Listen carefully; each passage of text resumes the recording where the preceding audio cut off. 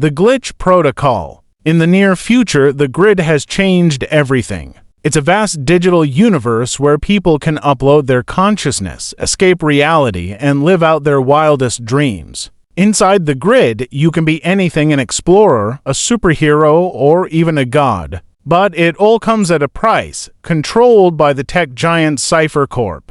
For most, the grid is just a thrilling escape.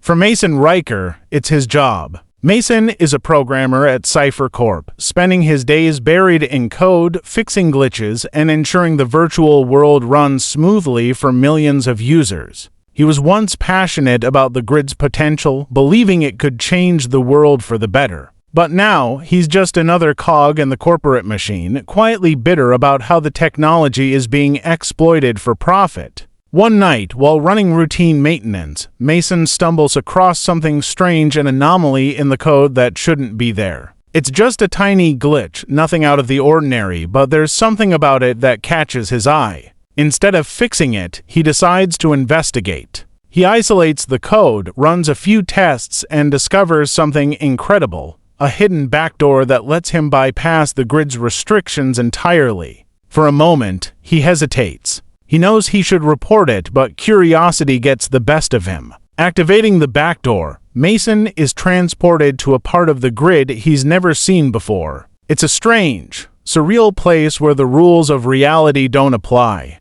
Here, he can do things he's never been able to: alter the environment, control other users' avatars, even manipulate the flow of time. It feels like a dream, or maybe a nightmare. But as he explores, he notices something even stranger: the changes he makes in the grid start affecting the real world. At first, it's subtle: an extra building on the skyline, a street corner that's suddenly different. But the more he experiments, the more he realizes this is no coincidence. He decides to dig deeper, combing through old files and restricted data, looking for any clues. That's when he stumbles across an old, buried project called the Glitch Protocol. It was an experiment, years ago, where Cypher Corp tried to merge the grid with reality. The experiment failed, or so they said, and everything about it was erased. But someone left the back door open, like a key hidden under the doormat. The deeper Mason digs, the darker the truth gets.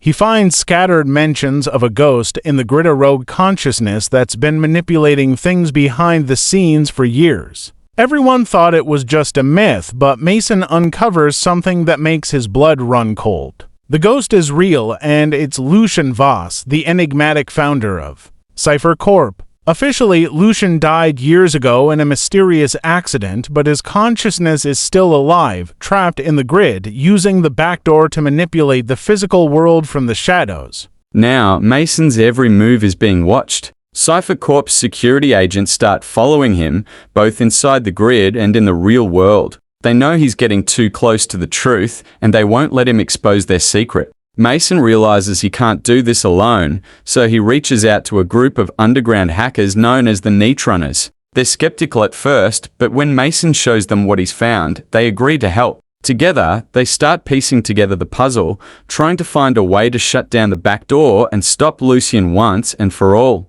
But it's not that simple. Lucian isn't just lurking in the grid, he's using it to bend reality to his will, setting traps for Mason and the Neutrunners at every turn. As the digital and physical worlds start to collide, Mason is forced to confront the darkest parts of the grid and the truth about Lucian's plan. Lucian doesn't just want control, he wants to remake the world, and he's willing to destroy anything and anyone who gets in his way. With time running out, Mason has to make a choice. Does he try to take down Cypher Corp from the inside, risking everything he has left? Or does he find a way to confront Lucian directly, even if it means diving deeper into the grid than anyone has ever gone before? In the end, Mason realizes there's only one way to stop Lucian. He has to become a glitch himself, a rogue element in the system, unpredictable and unstoppable. It's a dangerous plan, but it's the only shot they have. With the Neutrunners backing him up, Mason prepares for the final showdown, knowing that if he fails,